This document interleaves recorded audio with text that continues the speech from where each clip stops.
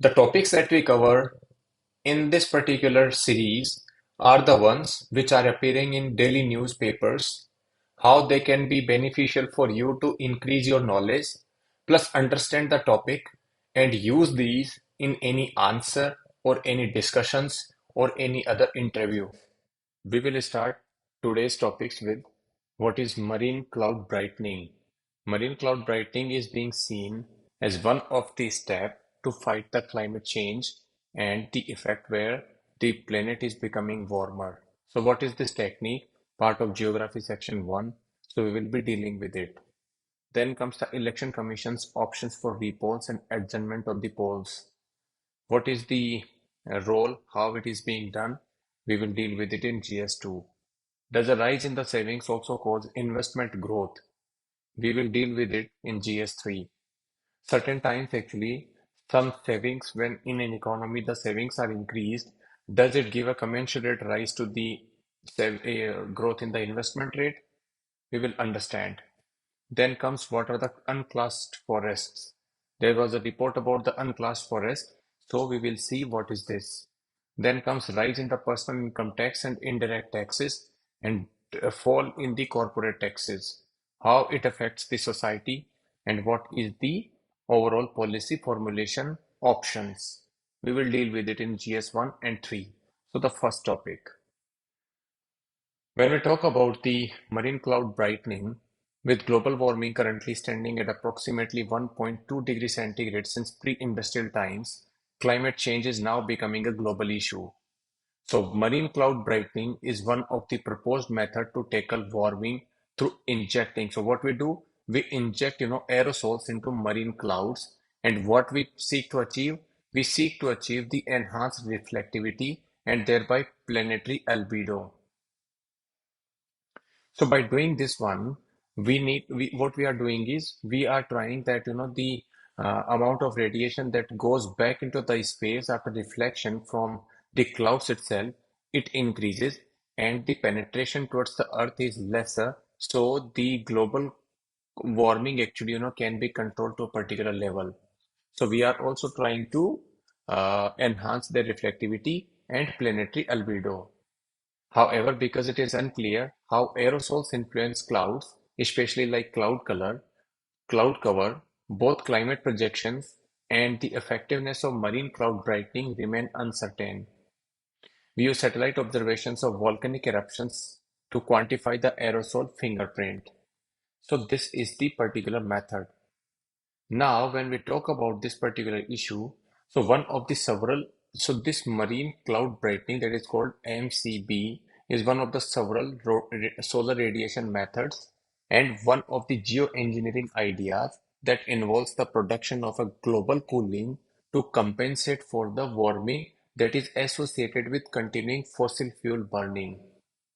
So the basic principle behind the idea is to seed marine stratocumulus clouds. Which clouds? Stratocumulus clouds or near the ocean surface. The particles would have sufficiently large salt mass to ensure their activation and subsequent growth within the clouds without being so large as to encourage precipitation formation. So there would be sufficiently numerous to enhance the cloud droplet number concentration to values substantially higher than the natural ones, thereby enhancing the cloud albedo. So increasing the cloud droplet number concentration, cloud droplet number concentration is likely to affect macrophysical properties such as cloud cover, longevity of the clouds, liquid water content, and thickness of the clouds, and as a consequence of inhibiting precipitation formation, the time scale for the evaporation and sedimentation of the cloud droplets. So these feedbacks on the cloud properties can result in the secondary aerosols indirect effects that are poorly understood. So these are the situations. So when we talk about the marine cloud brightening, so we do inject these particles. This particular concept of cloud brightening traces back to British cloud physicist John Latham. So the cloud brightening phenomena or concept actually is traced back to physicist John Latham Latham, who proposed this idea as a means to control global warming by altering the Earth's energy balance. His calculation proposed that brightening clouds over vulnerable ocean regions could counteract the warming caused by a doubling of pre-industrial atmospheric carbon dioxide. Warm clouds consist of numerous small suspended water droplets. These droplets form around tiny airborne particles known as aerosols. Aerosols can be natural like dust, sea, salt, pollen, ash, or human-made like activities from burning like fossil fuels and manufacturing. So a cloud of many small droplets is brighter than one with the fewer large droplets. MCB, that is called marine cloud brightening, has the potential to lower the sea surface temperatures in the targeted areas, potentially reducing the frequency and severity of the coral bleaching events as well. This could provide a lifeline for corals, enabling their survival and recovery while the world transitions away from the fossil fuels. So this is the phenomena. Now we just understood what is just now we heard that there is a coral bleaching formula for phenomena. So what is coral bleaching? So coral bleaching is a phenomena where corals, typically of vibrant and colorful, lose their color and turn white due to the stress often caused by elevated sea surface temperatures.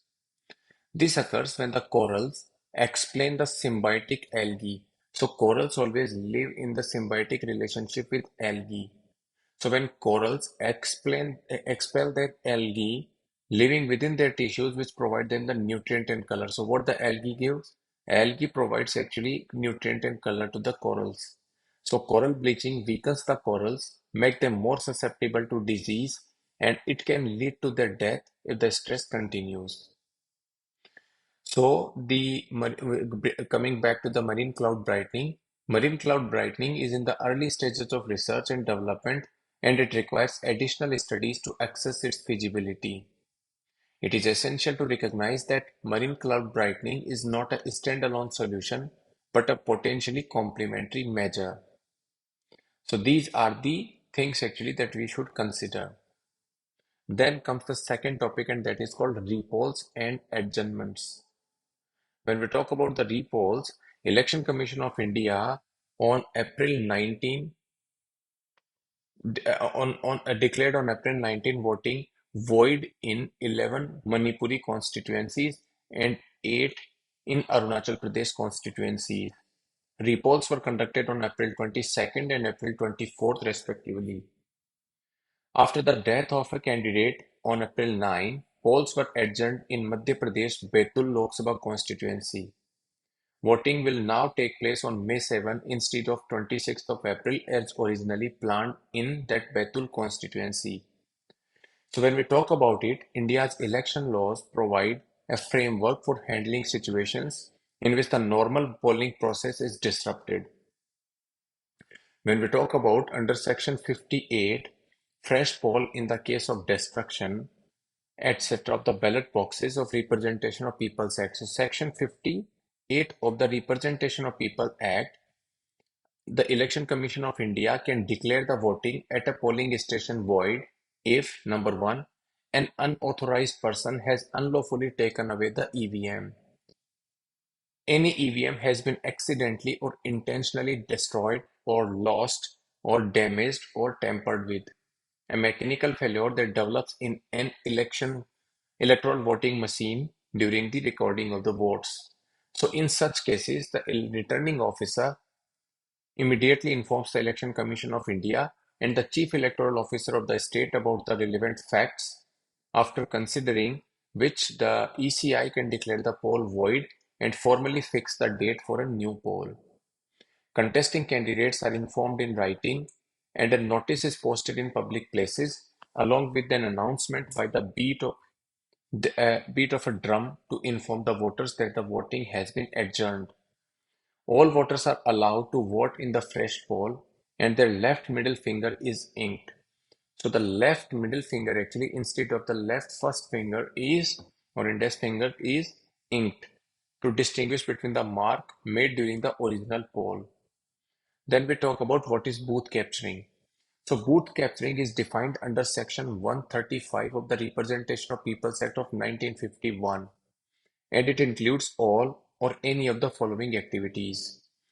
So booth capturing would include seizure of a polling station affecting the conduct of the elections, taking possession of a polling station, allowing only his or her support or their supporters to vote, intimidating or threatening any elector and preventing them from going to the polling station, seizure of a counting place affecting the counting of votes, involvement of any person in government service in any of the above activities.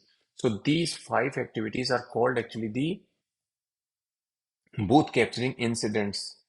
Booth capturing is punishable for a term of 1 to 3 years for lay people and 3 to 5 years for public servants. So there is a difference between the amount of punishment that a public servant receives and the amount of punishment that a lay person receives. So the punishment is somewhere around 1 to 3 years for lay people and 3 to 5 years for public servants. Under Section 58A of the Representation of Peoples Act, so Section 58A says adjournment of poll or countermanding of election on the ground of booth capturing. So Section 58 says that if booth capturing has taken place at a polling station, the presiding officer immediately closes the control unit of the EVM and detaches the ballot unit from the control unit under Rule 49X of the Conduct of the Electoral Rules 1961. Once it is done, then the information is passed to the RO, that returning officer, who will then actually represent full facts to the Election Commission of India through the fastest means of communication. So the Election Commission of India, on receival of such information, can declare the poll at that polling station to be void and direct a fresh poll on a new date. It can also countermand the election in the constituency in case booth capturing has taken place in a large number of polling stations, or if it has affected the counting of votes. Other unforeseen disruption can also be like a natural calamity like a flood, severe storm, etc. Non-receipt, loss or damage to essential polling materials like EVM, electoral rolls, etc. Interruption or obstruction due to a riot or any open violence. Non-arrival of the polling party due to obstruction or any other serious difficulty. Non-commencement of the poll within 2 hours from the scheduled time due to malfunctioning of the EVM. In this particular situation is dealt under Section 57(1) of the Representation of Peoples Act. So after seeking the Election Commission of India's approval, the adjournment poll will recommence from the stage at which it was left immediately before the adjournment. Only electors who have not already prior voted to the poll's adjournment are permitted to vote. When the death of a candidate happens, then under Section 52 of the Representation of Peoples Act that was amended in 1996, the poll shall be adjourned only in the case of death of a recognized political party's candidate. What is recognized political party? So a recognized political party is one that refers to either a recognized national party or party recognized as a state party in the state concerned. For this, the Election Commission of India reserves a symbol under the Election Symbols Order. The above provision applies if the candidate with a valid nomination dies at any time after 11 a.m. on the last date of making nominations until the commencement of the poll. The returning officer reports the fact to the ACI and orders the adjournment of the poll to a date to be notified by the Commission. Then Election Commission of India calls upon the concerned political party to nominate another candidate for the said election in place of the deceased candidate. The political party must make the nomination within 7 days. If the list of contesting candidates has already been published before the adjournment of the poll, a fresh list of contesting candidates is prepared and publicized, including the name of the candidate involved. In Betul, the candidate's death occurred one day after the last day for withdrawing candidature. Therefore, the polls were adjourned. However, in the Moradabad Lok Sabha constituency, the candidate suffered death after voting, in which case-by-case elections will be held if he wins the election. Then comes the next one, and that is called the paradox of thrift. Does a rise in the savings cause a fall in the investment? So you see, when the savings rate in an economy increase, there are different views that with the commensurate rise in savings, does the investment fall or rise? There are those people, especially Keynesian people, they say that if people start saving more, then their consumption actually decrease. And because of the consumption decrease, the amount of investment is decreased. Because when the consumption decrease, then the supply of the products actually will get hampered, and the investment required to produce the demanded products will go down. So the investment will also fall. But there are critics to this particular idea, and they say that saving more for an economy is not bad. And a fall in the consumer spending does not actually cause a fall in the investment. They say that when the saving rates in an economy increase, the long time capital for the capitalist to invest actually goes up. So in the short term, actually, it may create the demand, but when we look at the longer term investments, then the longer term investment actually will rise. They say so because they say that once the savings increase, it means people are spending less on the consumption, and they are trying to invest in some people or some articles or some instruments which are longer term instruments. So the longer term instruments can play a decisive role for the better institutionalization of the economy. So these are the different views, those are prevailing between Keynesian economies and the other people who follow other economic models. So Keynesian economic argues that a rise in the individual savings by reducing the amount of money that is spent on the final goods and services can in effect cause a significant fall in the overall savings and investment. Many economists today believe that fluctuations in the consumer spending are the primary reason behind the business cycle. They recommend that governments should take various measures, including increasing government spending to put more money in the hands of the consumers during economic downturns. Basically, in the Keynesian view of the economy, the primary challenge is that the fiscal and monetary authorities need to solve is how to get people to spend more money on final goods and services to justify the cost that the capitalists incur to produce these goods and services. But the critics are suggesting other things. They say that when people spend less on the consumer goods and save more, this will cause capitalists to invest a greater amount of available savings to satisfy consumer demand in the more distant future. So longer term business projects, which were earlier unavailable due to people's preference to consume goods and services in the near future rather than in the distant future, suddenly become viable.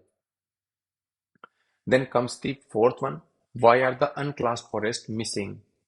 So when we talk about the unclassed forest, so unclassed forest actually this is a phenomena where the new report has come. What does the Forest Act amendment made? So this report actually talks about the unclassed forest missing. Unclassed forest, when we talk about the chunk of India's forest, in compliance with the February 19 order, Supreme Court order, the Ministry of Environment, Forest and Climate Change uploaded the various state expert committee reports on its website. This interim order was in response to a public interest litigation challenging the constitutionality of the Forest Conservation Amendment Act of 2023. A key concern in the petition was that the status of the unclassed forests, which were to be identified by the state expert committee reports, was not known or if they had been identified at all. Unclassed or deemed forests may belong to forest, revenue, railways, or other government entities, community forests, or those under private ownership, but are not notified. Unclassed forest, aka deemed forest, would also require the central government approval in case a project proponent sought to divert that land for non-forest use after multiple other layer scrutinies. The status of the reports were unknown from 1996 until they shot back into prominence when the Ministry of Environment and Forest and Climate Change told a joint parliamentary committee appointed to examine the proposed law that the state examining committees, state expert committees, SECs were to identify all such forests, and they had identified unclassed forests that had been taken on record. This was in response to the stinging criticism that the proposed law undermined the Godavarman judgment and would exclude all unclassified forests. So now you know what is the unclassified forest and why this actually, point has come into picture. So with the enactment of FCAA, that is Forest Conservation Act Amendment 2023, unclassed forests which have legal protection under the landmark T.N. Godavarman case would lose their protection, leading to their inevitable diversion. No state has provided verifiable data on identification, status, and location of unclassified forests. In fact, seven states or union territories appear not to have constituted the State Expert Committee at all. It is clear that the reports were hastily put together using incomplete and unverified data collected from readily available records. Then comes the fifth topic, and that is the rising share of personal income tax and indirect tax is a concern. So when we talk about the recent data show that personal income tax collections have increased while collections from corporate taxes have reduced. So the corporate tax and personal income tax as a share of the gross tax revenue is shown in chart number 1. It can be seen from the chart that the share of corporate taxes has been decreasing trend and while the personal income tax has been increasing. As of February 2024, the gap between the two taxes, that is corporate tax and the personal income tax, increased with income tax, forming 28%. So income tax actually forming 28% of the gross taxes, a new peak has been achieved. There is a sharp fall in the corporate tax after fiscal year 19 can be attributed to the deep corporate taxes that were cut after the proposal was introduced. The data also show that share of the direct taxes has been decreasing while that of the indirect taxes has been increasing. Direct taxes, which include taxes levied directly on the people's income of corporates and other individuals, are said to be progressive because those who earn less are paying less taxes, while those who are earning more are paying more taxes. Indirect taxes, on the other hand, include union excise duties or goods and service taxes, etc., and are considered regressive because they are applied to all the consumers regardless of their income levels, and they pay the same amount whether he is a rich or a poor person. When we talk about the chart 2 shows the share of the indirect and direct taxes in the combined tax revenue receipt of the center and the states. As can be seen from the chart, the share of the indirect taxes, which had been falling steadily since 1980s, has increased in the past decade. On the other hand, the share of the direct taxes, which had been increasing, now has consistently, shown a decreasing phenomena. When we talk about the chart number third, the chart number third shows the bulk of those who file personal income tax earn an annual income of 1 lakh rupees to 5 lakh rupees. So richer individuals who earn more than 50 lakh rupees are far and few between. A comparison with BRICS economies also for which the data are available shows that the effective personal income tax rate in India is among the highest. So when we talk about the personal income tax, it is one of the highest. How does it affect the policy making? When the corporate taxes are lowered because we want to increase the investment and the amount of investable capital in a particular economy. That is to be done because there are certain geographies which have the corporate taxes at a lower standards. So when the corporate taxes are at a lower standards, you can attract the capital at a lower cost. Then the investors have to pay lesser costs on their investment. So the idea is to lower the cost of production so the manufacturing in an economy can be further increased. So the idea is to tax more quantities than more quality.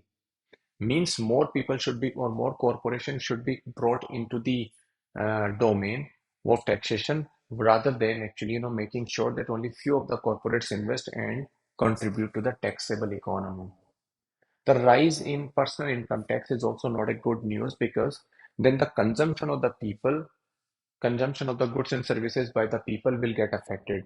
Because when the personal income tax are rising in an economy, it does mean that government cannot take further policy measures to ease the burden on the individuals because government's own taxable revenues are at a particular level which are not that much sufficient that government in the times of downturn can decrease the personal income taxes.